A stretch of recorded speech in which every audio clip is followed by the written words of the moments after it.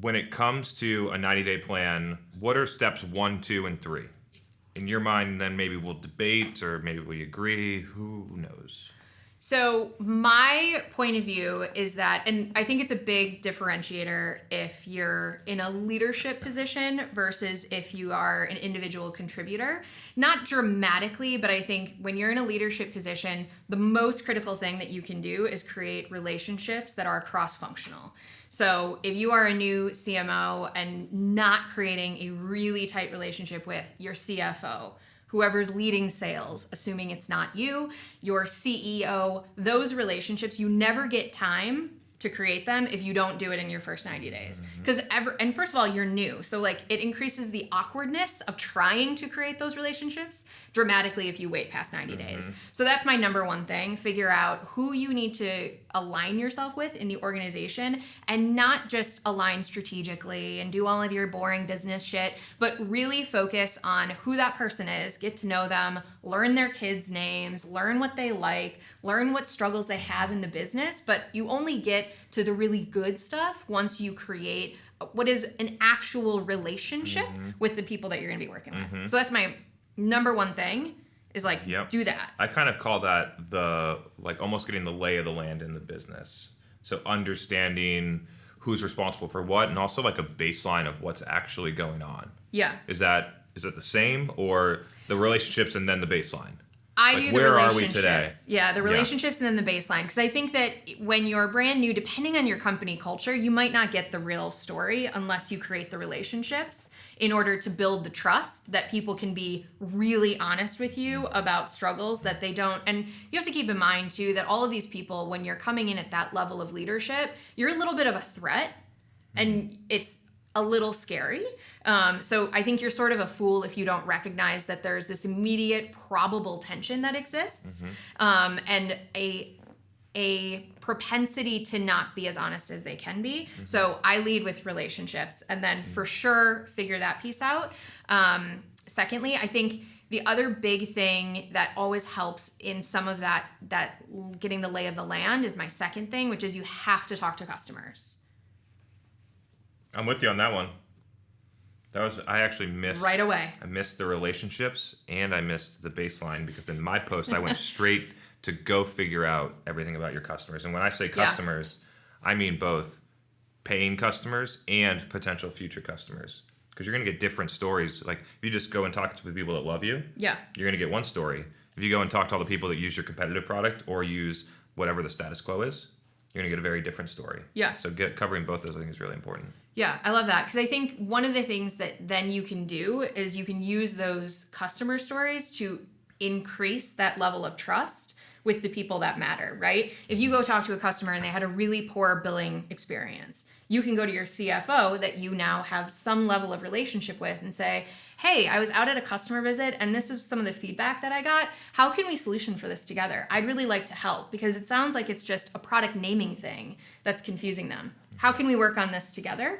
And I think that that's a really effective way to kind of like almost become not the bad guy that comes with all the problems, but you're just the voice of the customer, which is, I think, what any marketing leader really fundamentally should be anyways. And so that's sort of, I think there's lots of things after that, but like if you just do those two things, I think you immediately become far more successful than if you come in and you just immediately start to do some of the things that are detractors we're suggesting, which is this idea of starting with demand generation. You know, you need quick wins. Show that you can generate demand. Yeah, got to get the leads. Got to get that landing page up and get those ads running. Yeah. No. Not if you're a real leader. I don't think so.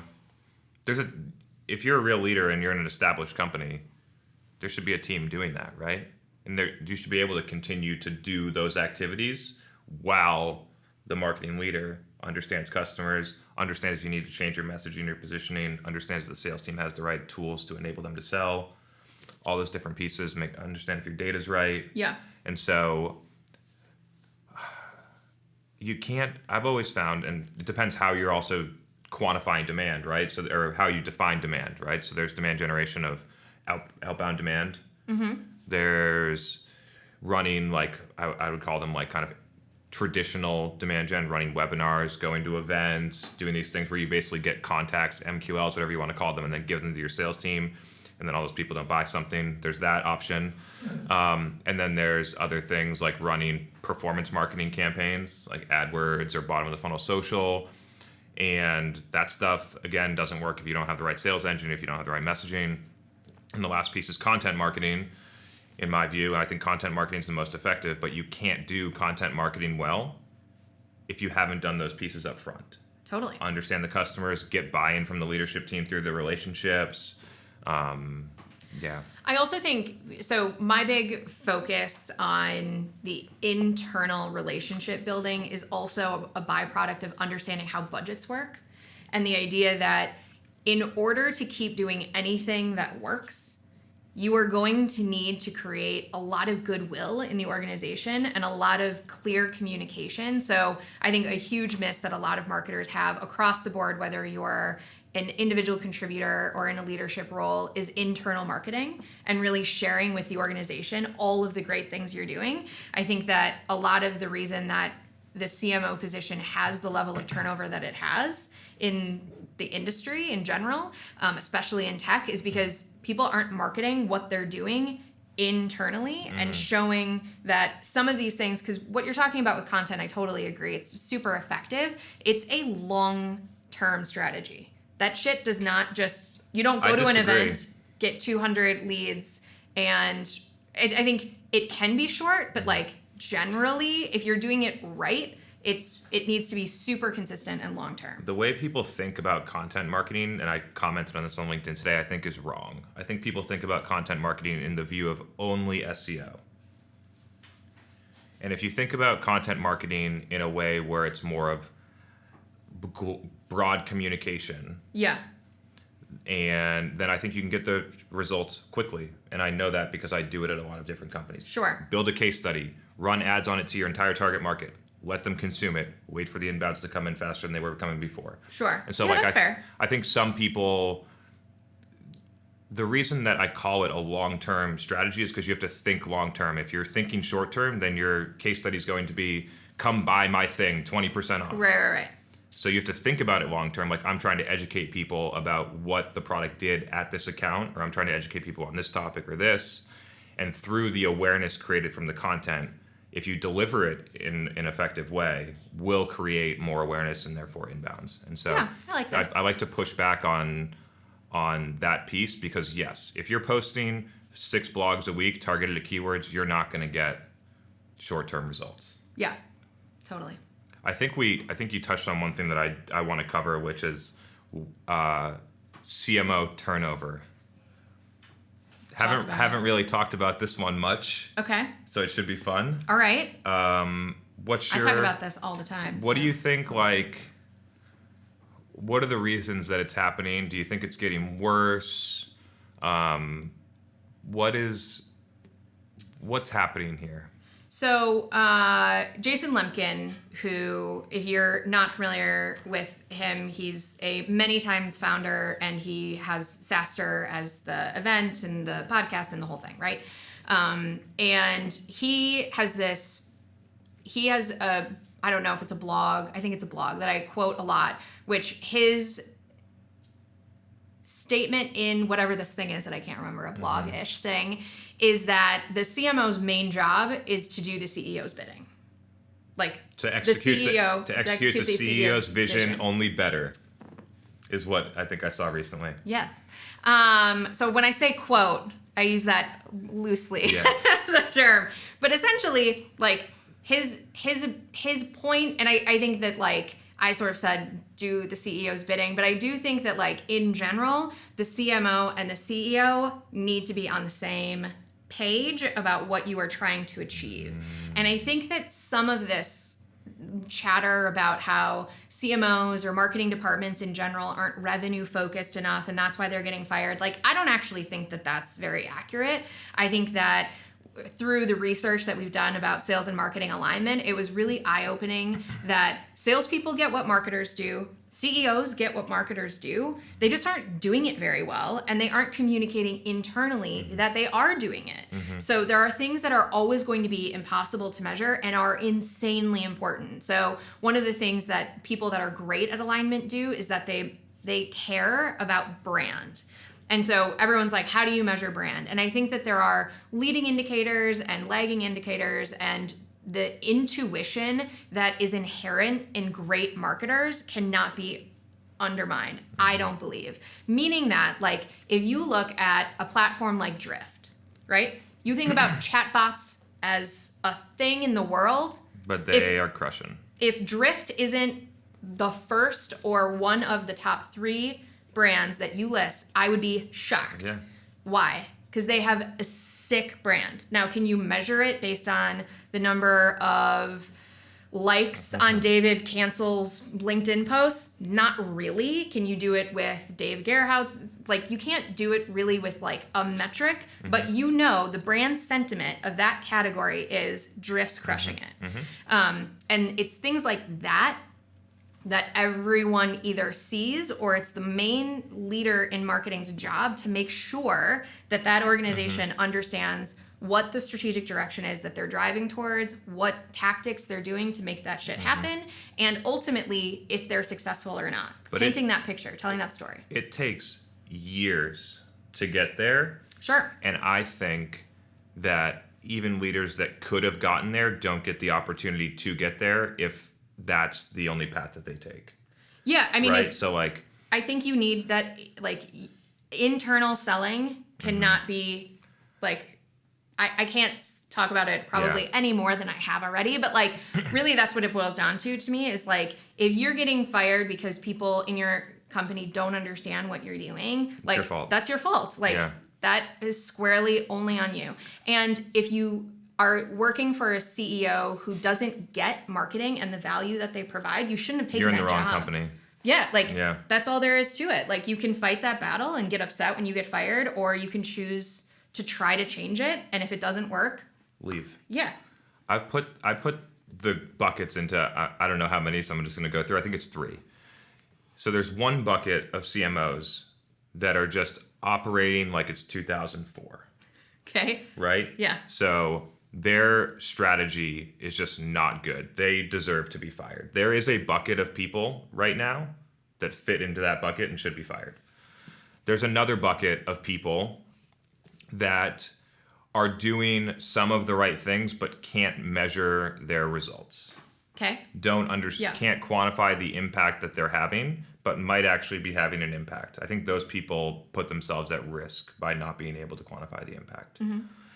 And then I think there's a third camp of people that are doing it really well, that have a modern strategy, can measure their results, have buy-in from the rest of the organization.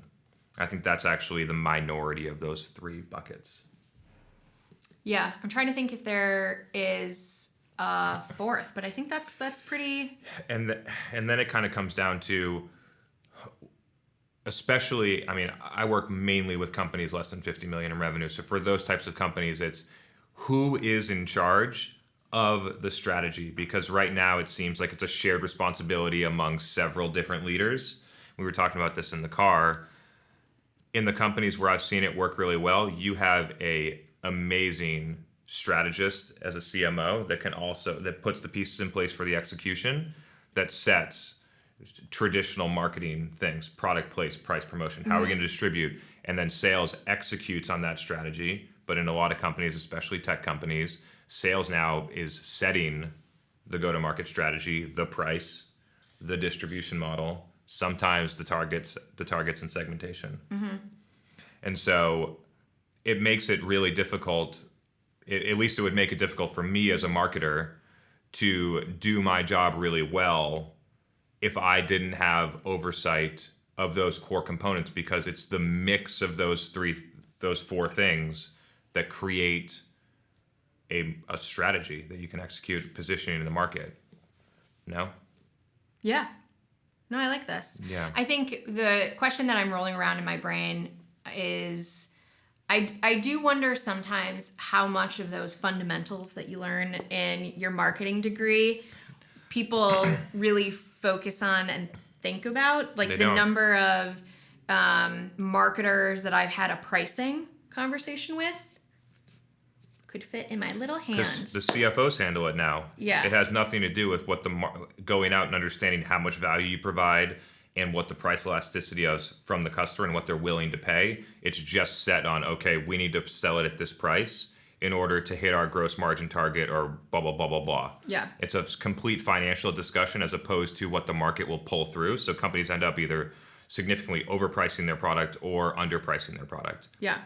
It's also just interesting to me. So like one of my first jobs out of school, I was the database marketing coordinator at the Phoenix Suns. Very long title. Basically, I emailed people.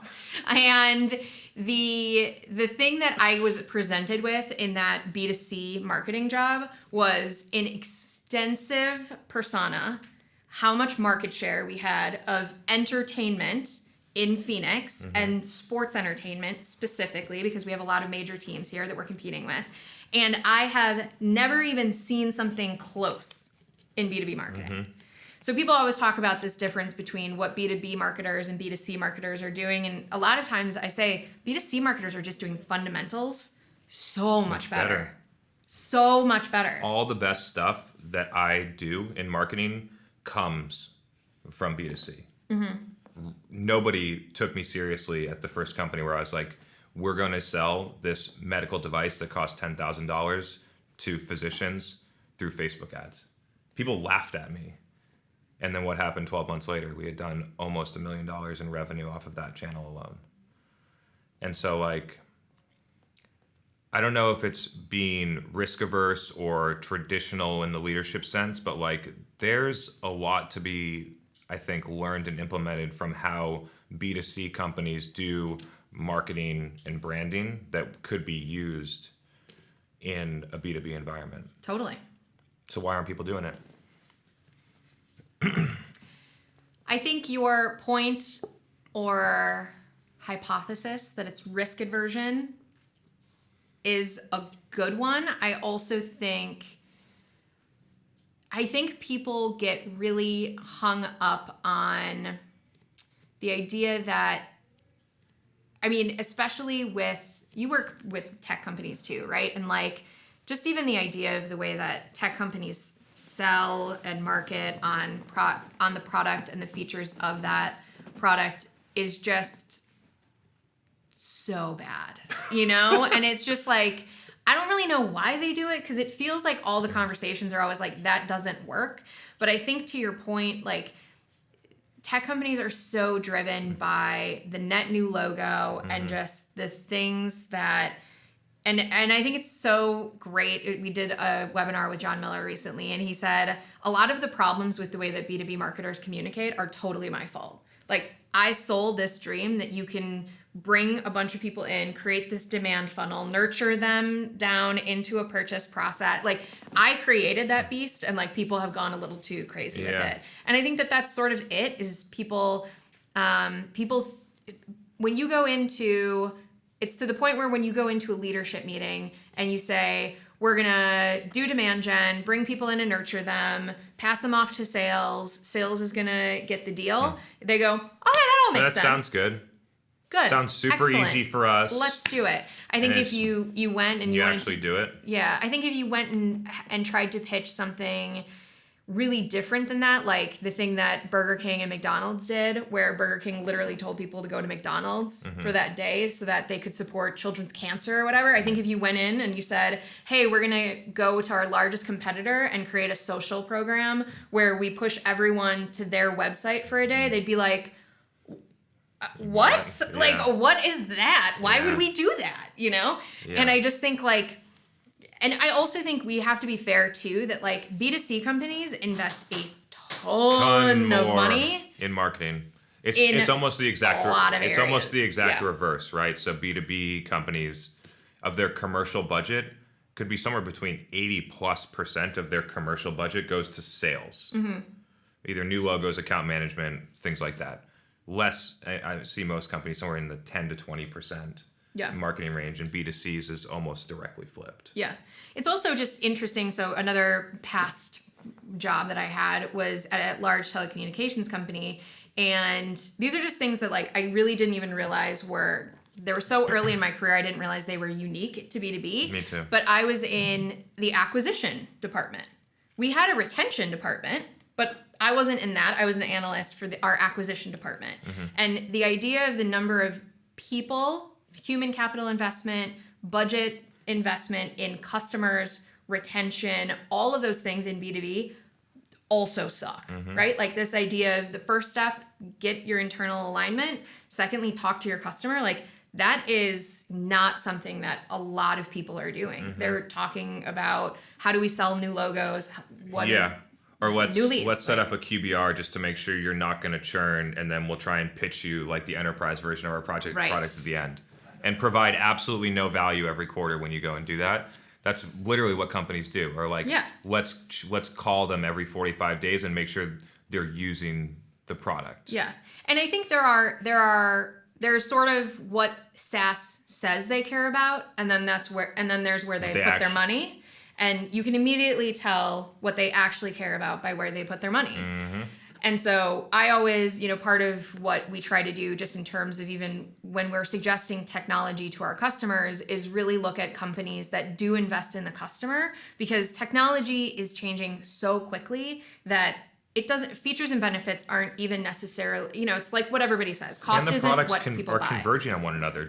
Product differentiation is getting lower and lower because you can iterate on the product so fast. Yeah. And so what wins after that? I like brand and communication. Yeah. And I think in general, you can talk to people's existing customer base and get a feel for if they feel supported, if their objectives really feel important, or if somebody is just asking them for money, nickel and diming them, constantly talking about how their database is over in size, even though it's only by 112 people. Might have just happened to me. Might have just happened to me in a technology, maybe. I don't know. I see a lot of companies because I look at the marketing attribution and also like the sales, what's going on from an inbound outbound perspective. And a lot of companies get a majority of their net new off of word of mouth and attribute it the wrong way. Yeah, totally. Like we went outbound to that company, and then 6 months later, they emailed back the account executive when we closed them in 3 days. It must have been outbound. Yeah. That's not what happened. Yeah. Or, we got 5 new deals this month through organic search, but we can't tell whether, because of the SSL lock, we can't tell whether it was branded or unbranded. But most of the time, it was branded search directly to the get a demo button, directly to buy. Yeah. And so I think people underestimate the impact of word of mouth, which is driven through customer success, and companies are basically pushing most of their money into acquisition, not making sure that their customers are having ultimate success, which then drives way more growth than your outbound team. Yeah. My favorite cheat for if you really do need a quick win as a new leader, or you need just a quick win. Maybe that last campaign blew, and now you need a quick win. And I think the referral program, like that, just creating structure and making it easy for people to refer other people, even absent of an incentive, can be so powerful. Like just share your story with people in your network and making it easy for them. Like it always generates something. And it works great if you don't need to ask.